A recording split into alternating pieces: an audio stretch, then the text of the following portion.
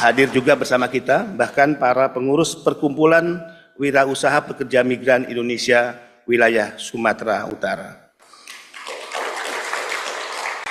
Bapak Ibu yang sangat saya hormati, alhamdulillah saya wajib berterima kasih kepada pemerintah daerah, tokoh masyarakat, tokoh agama yang telah memberikan tempat Sumatera Utara untuk menjadi tempat pengukuhan bagi 165 penggerak kawan PMI dari 33 kabupaten kota di wilayah Provinsi Sumatera Utara. Insya Allah BP2MI akan terus memegang teguh komitmen melaksanakan perintah undang-undang sebagaimana amanat dan pesan Presiden kepada saya sebagai Kepala BP2MI untuk memberikan pelindungan kepada para pekerja migran Indonesia dan keluarganya dari ujung rambut sampai ujung kaki. Bapak Ibu sekalian, saya ingin menyampaikan beberapa hal penting dan mudah-mudahan ini menjadi kontemplasi kita bersama. Bahwa di tengah upaya negara melakukan penguatan tata kelola penempatan dan pelindungan bagi pekerja migran Indonesia, kita sedang berhadapan dengan berbagai kejahatan yang potret kejahatan ini bisa kita saksikan sehari-hari. Selama 4 tahun berjalan, BP2MI telah menangani 2.589 PMI yang tiba di tanah air sudah dalam keadaan meninggal. BP2MI juga telah menangani 3.643 PMI dalam keadaan sakit, baik depresi ringan, depresi berat, cacat secara fisik, maupun hilang ingatan. Dan selama 4 tahun juga BP2MI telah menangani kepulangan para deportan kurang lebih 110.569 PMI terkendala. Ini adalah potret yang mengharu-birukan negeri ini. Walaupun ini adalah era panen kita, di mana keberangkatan mereka yang kembali, baik dalam keadaan sakit, meninggal, dan deportasi, adalah mereka yang berangkat 7 tahun lalu, 10 tahun lalu, 12 tahun lalu, bahkan 15 tahun lalu. Saya berani mengatakan negara telah lama tidak hadir. Negara terlalu lama abai dan negara melakukan pembiaran yang sangat panjang. Praktek sindikat penempatan ilegal adalah praktek nyata di hadapan kita.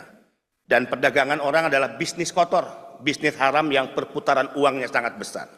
Sehingga itulah BP2MI telah menabuh genderang perang untuk menyatakan perang melawan sindikat penempatan ilegal dan tindak pidana perdagangan orang. Negara juga telah memberikan stigma-stigma yang sangat buruk selama ini kepada para pekerja migran Indonesia atau yang dulu disebut tenaga kerja Indonesia. Seolah-olah jika menyebut TKI, mereka adalah orang-orang yang harus dipandang rendah. Mereka dilihat sebelah mata dan mereka bahkan diremehkan dalam perlakuan-perlakuan yang dipertontonkan oleh para penyelenggara negara di negara ini. Sehingga itulah BP2MI menegaskan, perlu merubah paradigma, perlu merubah mindset dengan memberikan label terhormat kepada para pekerja migran Indonesia. BP2MI telah menetapkan PMI sebagai pejuang keluarga, PMI sebagai pahlawan devisa, PMI nyata sebagai penyumbang devisa terbesar kedua kepada negara ini. Hal yang menggembirakan, Pak Saleh, Bank Indonesia telah merilis di tahun 2023 bahwa sumbangan devisa pekerja migran Indonesia sebesar 227 triliun kepada negara ini. Dan menempatkan sumbangan PMI sebagai sumbangan devisa terbesar kedua. Ini tentu membanggakan. Sehingga transformasi yang sedang berjalan dan dikerjakan, berbagai perubahan besar yang kita ingin wujud nyatakan, berbagai regulasi yang menunjukkan negara berpihak kepada para pekerja migran Indonesia, layanan yang lebih mudah, murah dan cepat, yang itu menjadi tradisi baru dalam memberikan pelayanan kepada pekerja migran Indonesia dan pemberian fasilitas istimewa kepada pekerja migran Indonesia, menunjukkan bahwa saatnya negara hadir, negara berpihak kepada para pekerja migran Indonesia.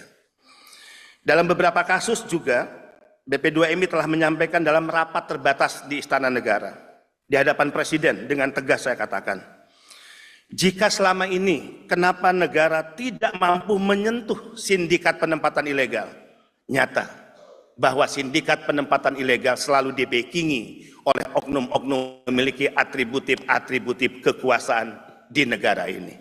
Di depan Presiden, di hadapan Panglima TNI, di hadapan Kapolri, Menteri dan lembaga, saya katakan, oknum-oknum itu berasal dari oknum TNI Polri, oknum-oknum kementerian lembaga, dan bahkan oknum di BP2MI terlibat dalam sindikat penempatan ilegal pekerja migran Indonesia.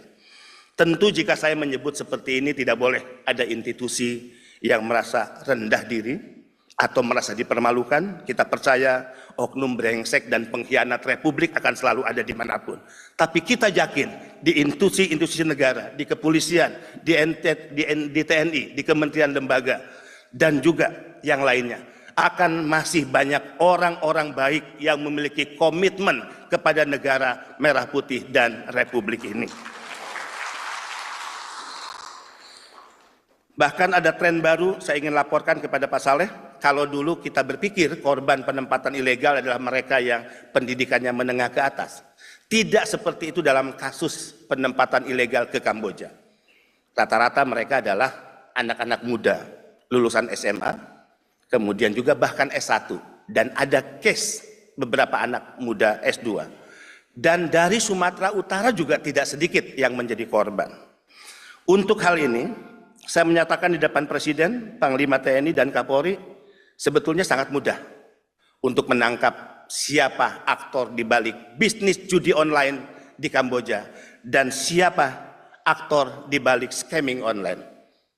Saya cukup menyebut inisialnya T aja paling depan lah. Yang kedua saya nggak perlu sebut. Dan ini saya sebut di depan Presiden. Boleh ditanya kepada Pak Menko, Pak Mahfud MD saat itu.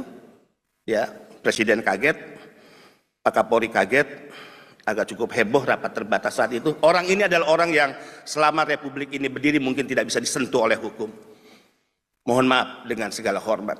Saatnya negara mengambil tindakan tegas, tidak hanya menyeret para calo, kaki tangan, tapi mampu hukum menyentuh para bandar, para tekong, mereka yang kita kategorikan sebagai penjahat, penjual anak bangsa yang selama ini mengambil keuntungan dan pesta pora dari bisnis haram perdagangan manusia. Mudah-mudahan kerjasama dengan pemerintah daerah, kementerian lembaga terus diperkuat. Undang-Undang 18 2017 yang pemikirannya dilahirkan oleh Pak Saleh dan teman-teman, kita harus berani mengatakan ini undang-undang yang sangat progresif bahkan revolusioner. Pembagian tugas kewenangan sudah nyata ditegaskan oleh undang-undang. Di pasal 39 menjadi tanggung jawab pemerintah pusat, BP2MI, Kemnaker dan Kemlu. Di pasal 40 tanggung jawab pemerintah provinsi, ada 9 tanggung jawab di dalamnya. Di pasal 41 ada tanggung jawab pemerintah kabupaten kota, ada 11 tanggung jawab di dalamnya. Dan di pasal 42 ada 5 tanggung jawab pemerintah desa. Perlindungan negara adalah perlindungan 3 dimensi, ekonomi, sosial, dan hukum. Diberikan kepada PMI dan keluarganya. Bahkan kepada PMI, perlindungan negara harus diberikan sebelum mereka bekerja, selama mereka bekerja, dan bahkan setelah mereka bekerja. Banyak mimpi yang kita ingin wujudkan, namun berbagai faktor yang menjadi kendala hingga hari ini yang dihadapi oleh BP2MI. Anggaran sudah pasti, Komisi 9 terus memperjuangkan dan memberikan dorongan serta motivasi, tapi yang lebih penting adalah sinergi dan kolaborasi antar kementerian, lembaga, pusat dan daerah yang ini terus kita perkuat. Lahirnya kawan PMI diharapkan dari mereka yang memiliki integritas, tokoh-tokoh pemuda, pegiat kemanusiaan di setiap kabupaten kota, mudah-mudahan mereka memiliki komitmen yang sangat kuat untuk melakukan pendampingan kepada PMI dan korban, serta keluarga, melakukan advokasi atas masalah-masalah yang mereka hadapi dan menjadi jembatan menghubungkan BP2MI dengan warga sekitar dalam memberikan edukasi, meyakinkan masyarakat bahwa negara memberikan kesempatan kepada siapapun yang ingin bekerja ke luar negeri secara resmi, tapi juga mengedukasi bahwa bahaya nyata jika mereka memilih bekerja secara tidak resmi. Potensi dan resiko bekerja tidak resmi adalah mereka yang akan mengalami eksploitasi, kekerasan fisik, kekerasan seksual, gaji yang tidak dibayar karena tidak pernah diikat oleh perjanjian kerja, diputuskan hubungan kerja secara sepihak karena tidak ada perjanjian kerja, eksploitasi jam kerja hingga 20 tahun, dan bahkan anak-anak bangsa yang kerja di laut lepas, di atas kapal, mengalami kekerasan tidak sedikit mereka yang jenazahnya dilarungkan di tengah laut. Tadi ada adagium yang saya ingin sitir kembali, bahwa jika kita membiarkan terjadinya kejahatan, maka sesungguhnya kita adalah bagian dari kejahatan itu sendiri. Kejahatan sindikat penempatan ilegal, perdagangan orang begitu nyata di depan kita. BP2MI selama 4 tahun telah melakukan pencegahan kurang lebih 18.000 anak-anak bangsa yang hampir diberangkatkan ke negara-negara penempatan. Bahkan saya berani mengatakan bahwa Indonesia dalam keadaan darurat penempatan ilegal, bukan saja dalam keadaan darurat judi online. Mudah-mudahan ini menjadi perhatian serius kita dan dorongan dari Parlemen Republik Indonesia melalui Pak Saleh Daulay. Kami menitipkan suara anak-anak bangsa di kampung-kampung halaman negeri tercinta ini.